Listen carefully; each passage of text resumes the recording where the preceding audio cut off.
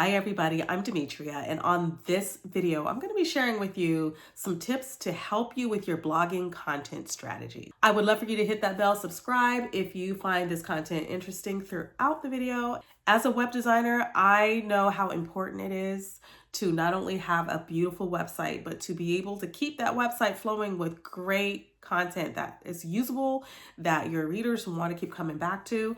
And so one of the key indicators of a great website is the fact that it's loaded with super content. So we want to make sure that whatever you're putting on your website is what people want and it keeps them coming back. So your website might be really pretty, but if it's just sitting there and it's not doing anything for you and your business, then we need to figure out what to do differently. And usually that is in the form of content. We got to keep great content on your site in order to keep site visitors. So here's what I want you to think about doing with your website. Make sure that you have a way to continually curate new content for that site. And typically that's in the form of a blog. So blogging doesn't have to be what we typically think of blogging as. For example, when we think of vlogging on YouTube, a lot of times we think about day in the life videos or just having your camera follow you around throughout your day. And that's your vlog of your personal life, a day in the life, a week in the life. But you don't have to do vlogging that way. In fact, the way I'm producing this video right now is teaching a specific concept that you guys are clicking on to get an answer to a question that you might have about how to produce content. So you can do the same thing with your blog. You don't have to blog about your personal life, what happened today, what's going on in my life. Those kinds of ideas about blogging are severely outdated. Blogging is more or less a way for you to get specific information to your reader about whatever they're asking. So you're answering their questions. They're looking for you to answer their questions on your blog. So think about your blog as a means to an end, answering the questions of your readers. When you see your blog that way or your website that way, you can create all sorts of content to answer all sorts of problems related to your niche. So your very first tip is to understand your audience. When you know who they are, what they're looking for, why they're having pain points, what their issues are, you can address those issues in your blog. And so you can keep content coming on your blog if you know how to address their questions. Understand who they are. That is your very, very first step. I talk about that in my book, Mompreneurs and Heels, A Guide to Passionate, Purposeful Blogging. And in one of the first couple of chapters, that's the first thing I do is lay the foundation to help you figure out who your audience is. So once you know who they are, then it's easy to go from there because that's your foundation. Knowing your audience is everything. It's everything in business. It's everything when it comes to marketing. You have to know who they are and what their pain points are, what their struggles are, so you can address them properly. So you'll want to dive into your analytics, see who's visiting your website, where they come from, why they're landing on your page, what is driving them to find the answers to their questions. And as they come into your website, what paths are they taking from one page to the next to find their information?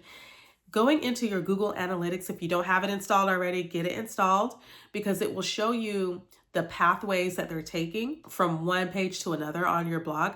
And it will help you to see the patterns that are happening on your blog and what your readership is like. So what do they want to hear from you?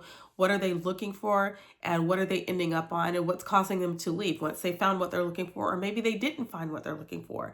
So what is their stopping point when they leave your website? And all this information is going to help you to provide better support on your website. We all know that having a beautiful website designed is the thing that makes you feel excited in the beginning of your web design journey.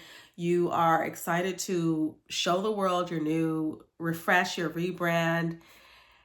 And then you need your website to work for you. You need it to provide the information that your site visitors are coming for.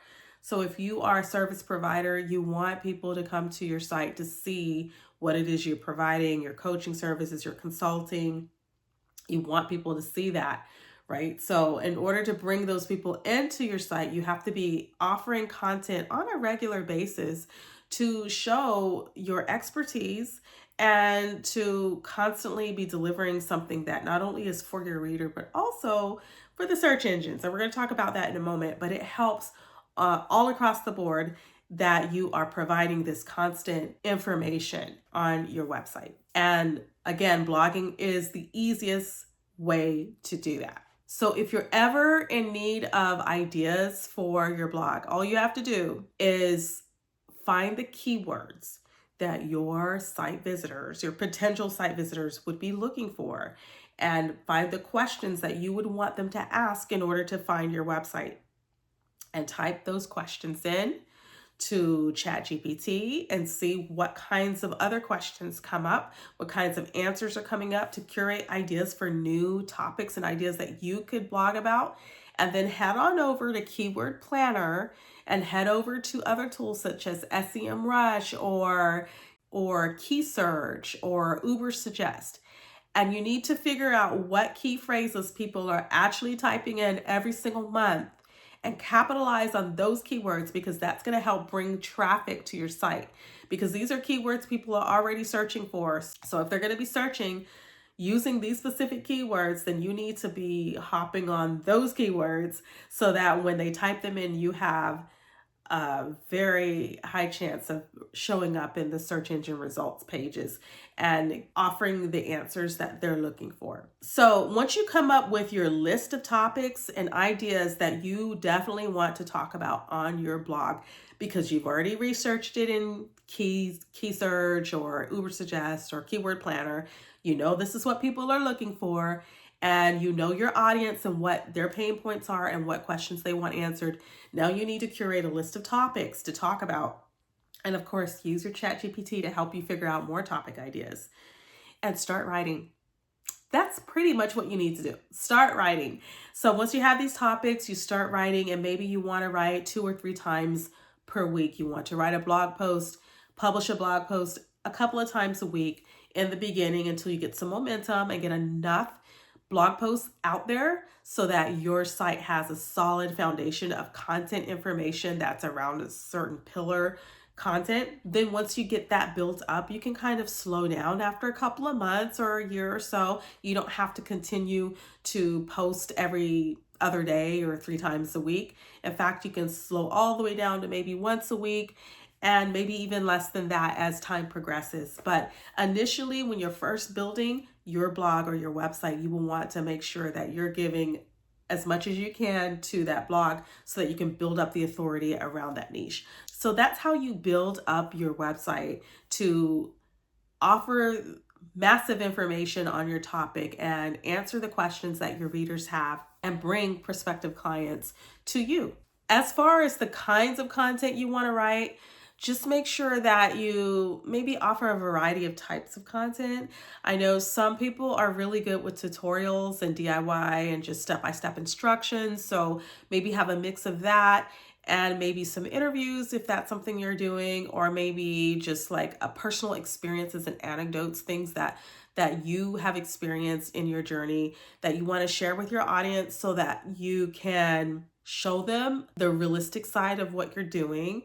And just understand that not everybody is going to read every single word of what you're saying on your blog, but it's important that you present in a very personable way so that those who are reading can sort of scan the headlines and the headings and subheadings and understand the gist of what you're teaching on that post so that they can get the answer they came to get.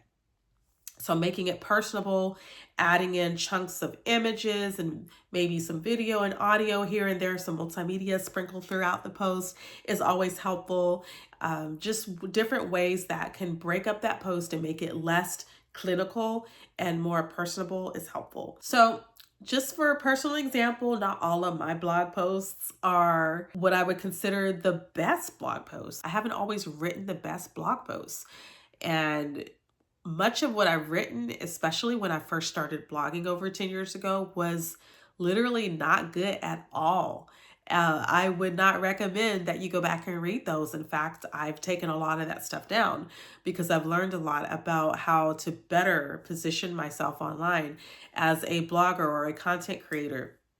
But you want to start with what you understand and with what you know, and kind of use blog posts that you know have been successful online, use them as a guide to your framework, how you want to create your own posts. You don't want to spend a lot of time on creating your content though, because you don't want to be burned out with it.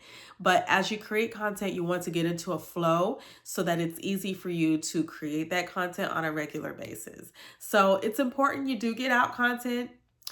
You do need to do that just because you have Google, you have your analytics, you have your search engine results.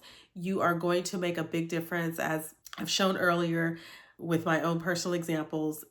It will make a huge difference in how search engines position your website for authority on that particular area if you will just put the necessary energy up front into researching those keywords for your website. So those are my recommendations for creating content and having a good blogging content strategy.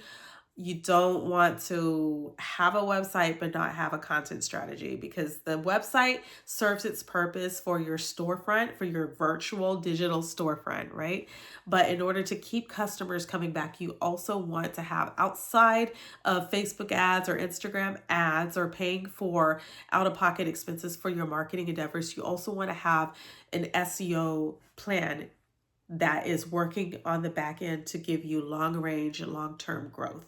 So that's the way to do it. To get started, make sure you have a blogging content strategy. And that's all I have for you today. I hope this was enjoyable and helpful. If so, please hit that bell, subscribe, and follow my channel here. And I look forward to coming back next time with more information for solopreneurs and those of you interested in digital marketing and design and branding content. Talk to you later. Bye.